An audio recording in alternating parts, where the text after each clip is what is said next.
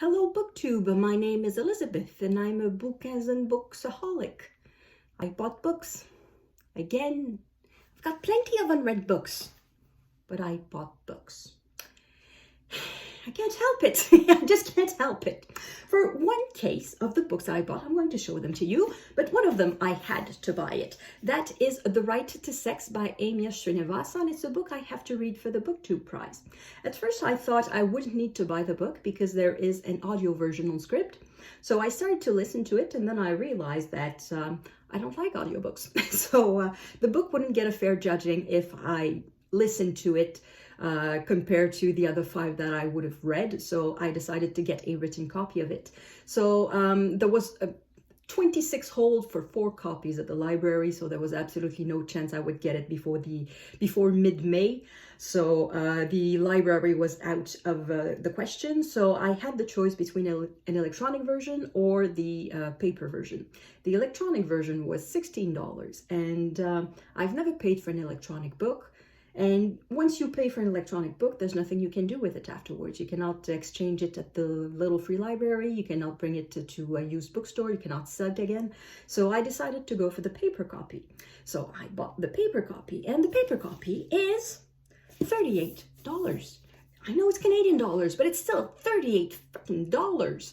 So, yeah, I was not very happy about the price. So what did I do? I went upstairs to the bargain section of the bookstore to find something less expensive and balance things out. So I found this lovely box set of memoirs for World War I for $12. So I got 5 books for $12. So if we add them up, that is 6 books for $50. Now that is much more reasonable. See, I had no choice. I had to buy these.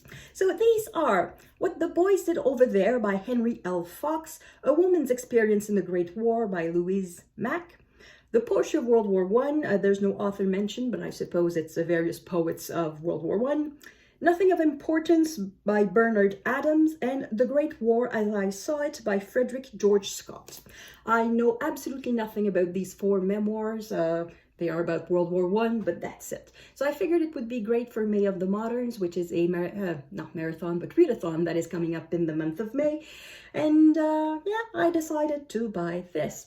So well, not punish me, but to hold me accountable, I decide that from now on, from the buying of this lovely box set and The Right to Sex, that I will go on a 10-book challenge. Not 100, just 10. Read 10 of my own books, or finish reading 10 of my own books, because I have a few on the go at the moment, before any other book comes into my apartment. So that includes little free libraries, and that includes everything.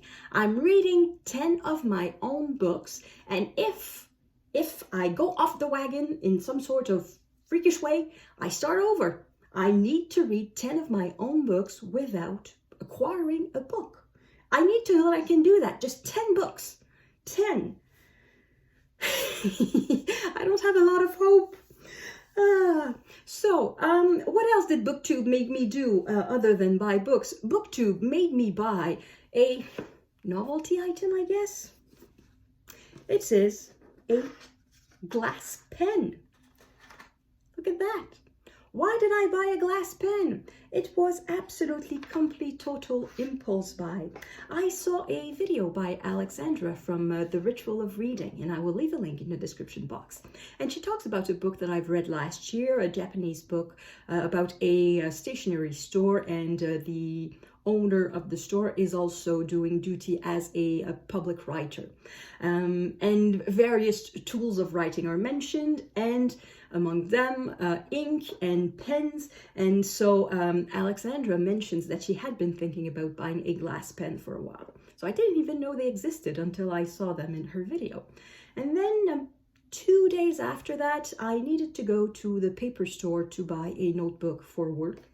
And I stepped into the store, and as I walked in the store, literally like I had 1 foot in the store, and I heard a woman at the cash register counter asking, "Oh, what are those?"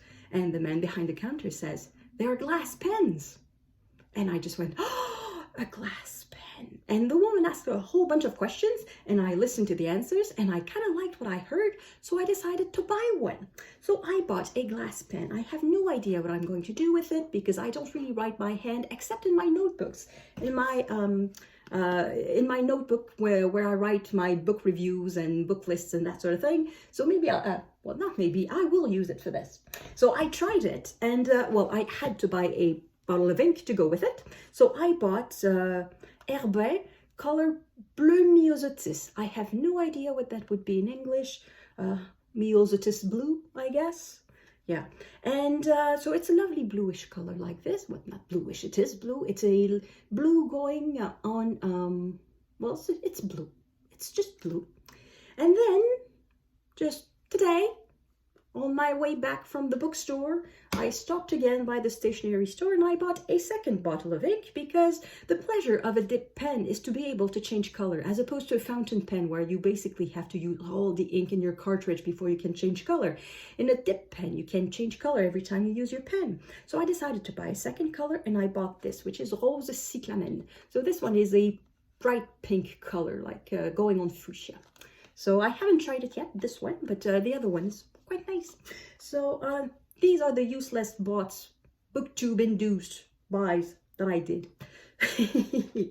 So what else did I want to talk about? Oh, the Booktube spin. The Booktube spin, the results were number 17 and 20. So number 17 for me was this book. In my video, I said it did not exist in English, but Lindy from Lindy's Magpie Reads.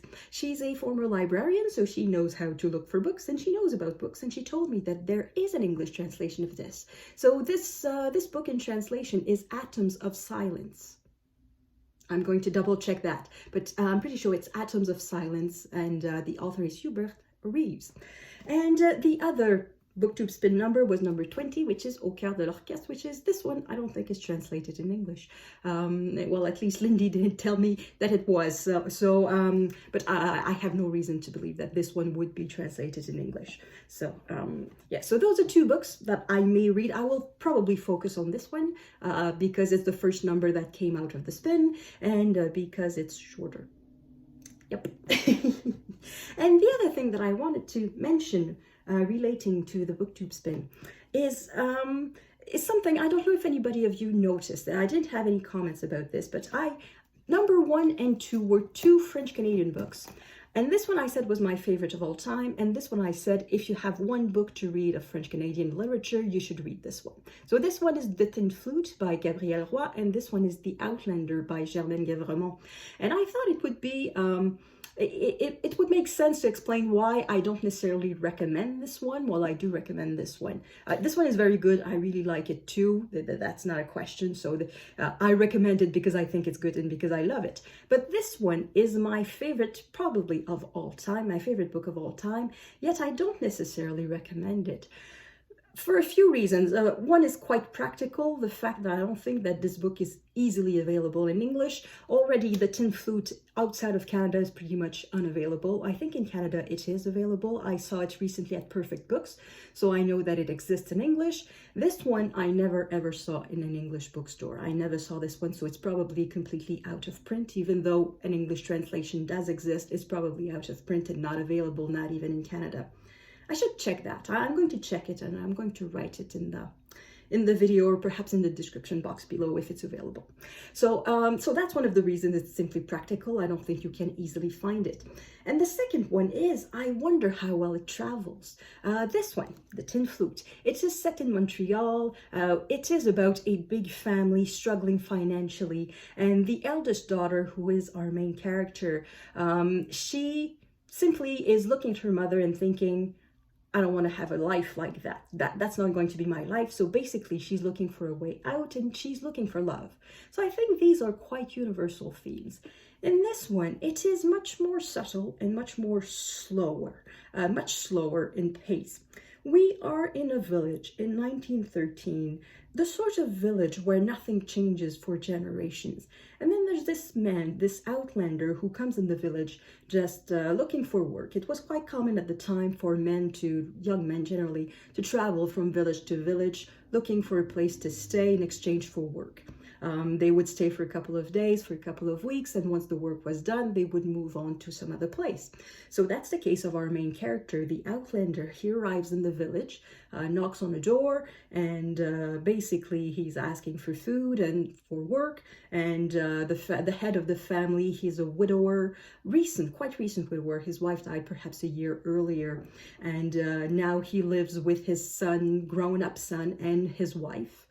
And they don't have any children, and this man does not really respect his son. He thinks he's weak, and he thinks he's lazy and good for nothing, and they have a difficult relationship. And in comes the Outlander, who is tall and strong, and in a very subtle way, somewhat just disturbs this village.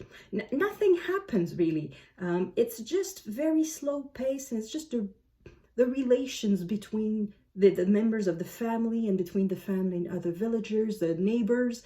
It just changes the dynamics in the village. So I think it is somewhat subtle, and if you are not used, or if you don't know really the pace, the traditional pace, the traditional values, and all the unsaid of a village in French Canada in 1912-13, I wonder how easy it would be to understand how beautiful this book is and how powerful this book is. Because otherwise it's just about a man who comes in a village and just doesn't leave. When we are expecting him to leave after a week or two, he just stays there. So yeah, it's one of the reasons I don't think it travels necessarily well. It describes a world that doesn't exist anymore, as opposed to this. Of course, it's set in the 1930s, so of course the world of the 1930s does not exist anymore. But big families struggling with money and with daughters looking for a different life, we still have that. So that is very universal, that is very contemporary, as opposed to this. This is more something, this is more about the past. This is more about traditional, I won't say traditional values, but a traditional way of life that does not support or that does not welcome any change. And that is much, much farther than what we know today. So that is the reason why I don't necessarily recommend this book to everyone, because I don't think everybody can like it. As opposed to this, I think everybody can like this. So that's the reason why this is my favorite book of all time, but this is the one I recommend.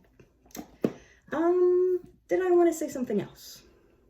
I think that's it for today. I think that's it for this video. In a future video, I will talk about all the wonderful readathons I want to participate in the month of May, because there's a whole bunch of them coming up. There's Springathon, there's May of the Moderns, there's a historical novel readathon hosted by Katie from Books and Things. There's Maybe Midrash. It hasn't been announced yet, but I suppose it's going to happen like the other years, which is a readathon where you are invited to read one book of fiction and one book of non-fiction about religion. There probably will be others. So once again, I will keep an eye out for readathons, and so I will make a video about a pile of possibilities for those. Yeah, I think that's it. That's it. I'm going to stop babbling and rambling and say thank you for watching, and I will see you in the next video. À la prochaine!